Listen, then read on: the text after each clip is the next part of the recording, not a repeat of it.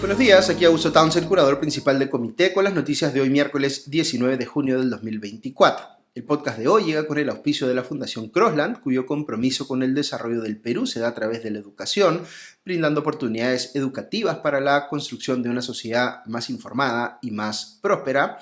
Y también de Bigmont Group, una firma de selección de talento y consultoría que ha venido acompañando por más de una década a empresas líderes y que como empresa B está enfocada en generar valor compartido desde una lógica de triple impacto económico, social y ambiental. Ok, vamos con las noticias del frente político. El problema en el que se ha metido el gobierno de Dina Boluarte por las muy desafortunadas declaraciones del ministro de Educación, Morgan Quero, y de la ministra de la Mujer, Ángela Hernández, que han sido percibidas como un intento de minimizar casos de violación sexual contra escolares cometidos nada menos que por docentes de colegios públicos en la selva, generando además contagio de enfermedades de transmisión sexual como el SIDA, ha escalado pues a tal punto que no le ha quedado más remedio al gobierno y a esos dos ministros en particular que ofrecer, disculpas públicas a la población, específicamente en las zonas donde han ocurrido estos delitos. Así, los ministros Quero y Hernández viajarán a la provincia de Condorcanqui, en Amazonas, a finales de este mes para pedir disculpas por los comentarios en los que calificaron el abuso sexual de escolares como, entre comillas, prácticas culturales. Romero Rego, presidente de la organización del Consejo Abaruna y Huambisa, y Raquel Caicat, vicepresidenta de la Organización Regional de Pueblos Indígenas, se reunieron con ambos ministros en Lima y recibieron las primeras dispensas por parte de ellos. Luego, durante una entrevista, los dos dirigentes declararon que los ministros de Educación y de la Mujer reconocieron el error y se comprometieron a viajar a Condorcanqui el próximo 28 de junio. Orrego explicó además que, no solamente había que pedir disculpas en la visita a Condorcanqui, sino que los ministros tendrían que ir a constatar pues, la gravedad de la situación derivada de estos múltiples abusos en contra de escolares que se han venido denunciando en los últimos años. Según los dirigentes, desde el año 2014 en adelante se han registrado nada menos que 2.500 casos de abuso sexual aproximadamente contra escolares, maltrato psicológico y físico, abandono del cargo y peculado, entre otros delitos cometidos presuntamente por docentes. Sin embargo, buena parte de la documentación referida a estas denuncias se perdió en el incendio de la Unidad de Gestión Educativa Local, la UGEL, de Condorcanqui, ocurrido en el 2022, lo que para muchos resultará pues bastante sospechoso. Además de la presencia de Quero y Hernández, los dirigentes de la localidad están solicitando que vayan también el presidente del Consejo de Ministros, Gustavo Adriancén, y otros miembros del gabinete. Otra noticia que ha generado mucha polémica y cuestionamientos el día de ayer es la revelación que hizo el periodista Pablo Benza en la contra de una carta que le habría enviado en octubre del año pasado la Organización para el Desarrollo y la Cooperación Económica, más conocida como OCDE, por sus siglas, o OSD en inglés, al entonces primer ministro Alberto Tarola, exigiendo que el Estado peruano evite la aprobación de una ley que el Congreso impulsaba en ese momento y que tenía como efecto debilitar la figura de la colaboración eficaz y por tanto la capacidad del Ministerio Público de pedir o de perseguir el delito. La carta la firma la encargada del Grupo de Trabajo sobre Sobornos en Transacciones Internacionales Empresariales, Daniel Gudrián, y le dice al gobierno peruano que si bien reconocen que ha habido avances en el frente de lucha anticorrupción, algunos, que se necesita, que el gobierno tome acción respecto de una serie de cosas que la OCDE consideraba que había que conseguir previo a la adhesión del país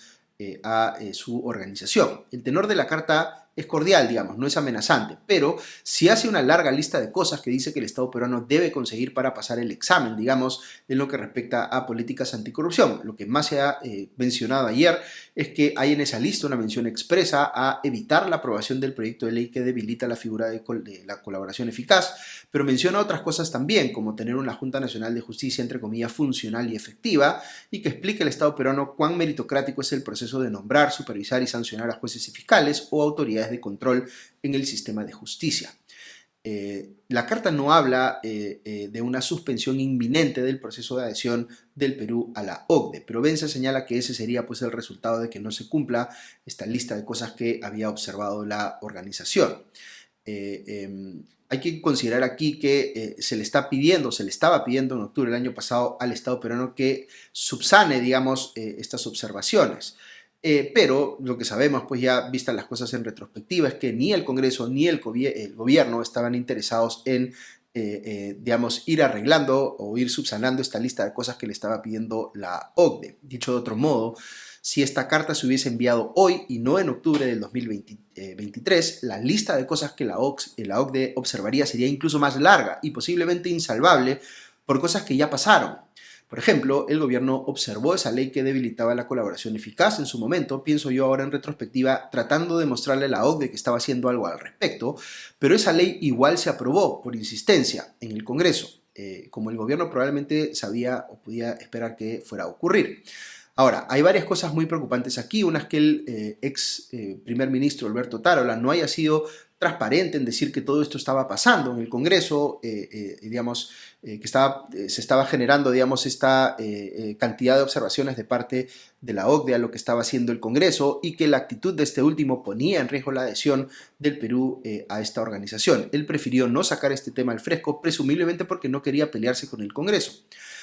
Pero lo que siguió haciendo pues es vender esta ilusión de que el Perú avanzaba a paso firme en su proceso de adhesión a la OCDE, lo cual, a vista esta carta, pues no parece haber sido el caso.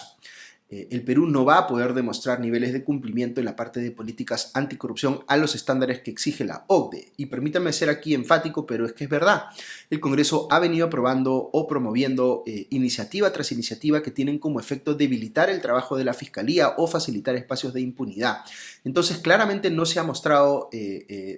digamos, una intención de parte del Estado peruano para ir mejorando en este ámbito. Y más bien lo que se ha visto es que el Congreso ha venido boicoteando la agenda anticorrupción del Estado peruano de cara a su adhesión a la OCDE. Y el gobierno, como no quería pues pelearse con el Congreso, se ha hecho pues un poco el loco, por decirlo de alguna manera, o se ha puesto de perfil. Pese a todo esto, se sigue diciendo con optimismo, que no tiene base aparente, que, digamos, se cree desde el gobierno que el Perú va a completar su adhesión a la OCDE en el 2026, como ha venido mencionando pues el canciller Javier González Olechea. ¿Es esto posible a estas alturas? Yo diría que, visto lo ocurrido en el Perú con la institucionalidad anticorrupción en los últimos años, principalmente por acciones del Congreso, la posibilidad de que el Perú entre a la OCDE en este momento es prácticamente nula. Es como si estuviéramos rogando que nos inviten a una fiesta, pero al mismo tiempo estamos saliendo a decir públicamente que no nos interesa cumplir las reglas mínimas que se exigen para asistir a esa fiesta.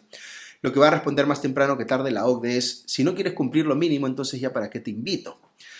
En fin, hay otro asunto muy preocupante que comentar, también vinculado a cómo hemos estado destruyendo nuestra institucionalidad, aunque esta vez en los temas vinculados a la competitividad. El Perú acaba de registrar su peor puntaje en la historia del ranking de competitividad mundial, que compara pues, a 67 países para determinar quiénes tienen el mejor desempeño económico, el mejor o el gobierno más eficiente, las empresas más eficientes o la infraestructura de mayor calidad. Son 4 rubros que se evalúan.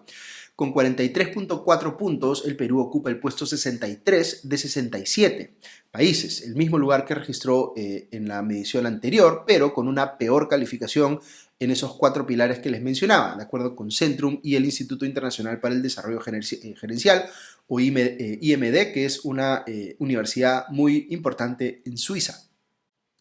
y que mide, digamos, todos los años este índice de competitividad. ¿Qué es la competitividad para quienes no están tan familiarizados con este concepto? Fíjense, cuando miramos a los países, mejor dicho, la competitividad puede entenderse como el conjunto de condiciones que se necesitan para habilitar un mayor crecimiento económico, promover la inversión y generar más empleo. A mayor competitividad, mayor será la capacidad de nuestro país de ofrecer oportunidades y proporcionar bienestar a sus ciudadanos. El pilar donde el Perú muestra mayor debilidad es el de infraestructura, donde ocupa el puesto 63 de 67, debido a que las instalaciones, medios y servicios que deberían soportar las actividades económicas son claramente insuficientes aquí. Podemos pensar en la falta de vías de comunicación, como carreteras o aeropuertos, para llegar a zonas remotas del territorio nacional, o la insuficiente penetración del Internet de alta velocidad.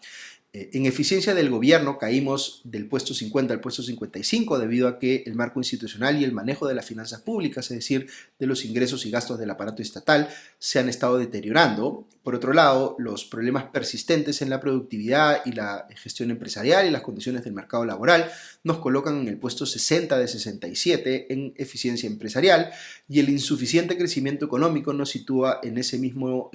lugar en materia de desempeño económico.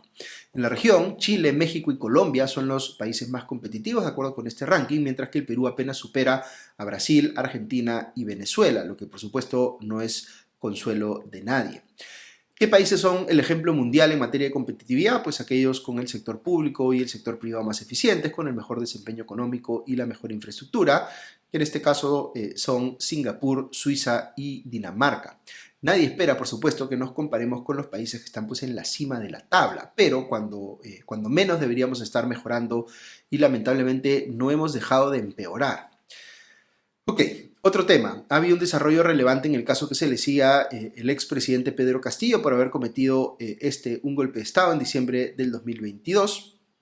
Según se conoció ayer, el juez Juan Carlos Checli, que está viendo este caso, rechazó una serie de pedidos que había hecho la defensa de Pedro Castillo y la de otros investigados, que básicamente intentaban desvirtuar la acusación por el delito de rebelión, diciendo que esto no se aplicaba al caso porque ese delito exige, en su opinión, que haya habido, entre comillas, levantamiento en armas y que los anuncios de Castillo fueron más retóricos que otra cosa. Es decir, la vieja defensa de que lo único que hizo Castillo fue, entre comillas, una proclama. Si bien los acusados se anotaron un revés en este aspecto, porque el juez Checli dijo que no le corresponde excluir en este momento al delito de rebelión de este proceso, el juez también ha validado algunas observaciones contra los planteamientos de la Fiscalía y ha pedido que éstas se subsanen este viernes a más tardar. A esto es a lo que los medios se refieren cuando dicen que el juez Checli, entre comillas, le devolvió el caso a la Fiscalía. Esto puede tomarse equivocadamente como si el juez estuviera diciendo que la acusación contra Pedro Castillo y compañía no se sostiene, pero en realidad lo que está haciendo es decir, aquí he identificado algunas incongruencias porque, por ejemplo, de un lado está diciendo la Fiscalía que antes del presunto golpe hubo una reunión en el despacho presidencial, en una parte, pero en otra parte dice que la reunión se hizo más bien en la PCM y que los asistentes no fueron exactamente los mismos. Entonces, le está pidiendo el juez que aclare por qué hay esa incongruencia, que diga cuál es la versión correcta, que no se contradiga a sí mismo la Fiscalía. Está haciendo bien su trabajo en ese sentido, eso es lo que le corresponde hacer como juez. También ha pasado algo parecido, hay que decir, con la acusación de la Fiscalía contra el expresidente Alejandro Toledo por el caso de supuesta colusión y lavado de activos vinculado a la adjudicación del tramo 4 de la carretera interoceánica. Aquí también se ha devuelto la acusación al Ministerio Público para que subsane algunas observaciones para poder pasar pues, a la siguiente etapa. Este es un caso en el que se pide 35 años de cárcel contra Toledo. Una última noticia del frente preelectoral. Se ha conocido que el movimiento Lo Justo, que conforman personas como la ex PPC Marisol Perestello y la ex Partido Morado Flor Pablo, desistió de buscar su registro como partido político y más bien ha optado por integrarse con otro partido que sí tiene inscripción y que se llama Primero la Gente, que es un partido donde está Susel Paredes, también ex Partido Morado, y el ex aprista Miguel del Castillo, hijo de Jorge del Castillo. Esta movida ha generado bastante discusión en las redes, haciéndoles notar a las lideresas de Lo Justo que Miguel del Castillo fue un personaje que estuvo bastante cerca de Pedro Castillo durante su campaña presidencial. Uno pensaría que tienen que haber evaluado bien este último detalle y asumido las consecuencias que pueda tener, porque no están hablando de una alianza partidaria donde cada organización pues mantiene su individualidad, sino que están hablando de una integración de los dos partidos, es decir, que las dos organizaciones se junten para crear una sola. Muy bien, eso es todo por hoy, que tengan un buen día, un agradecimiento nuevamente a nuestros auspiciadores, la Fundación Crossland y Bigmont Group, que estén todos muy bien y ya nos escuchamos mañana. Adiós.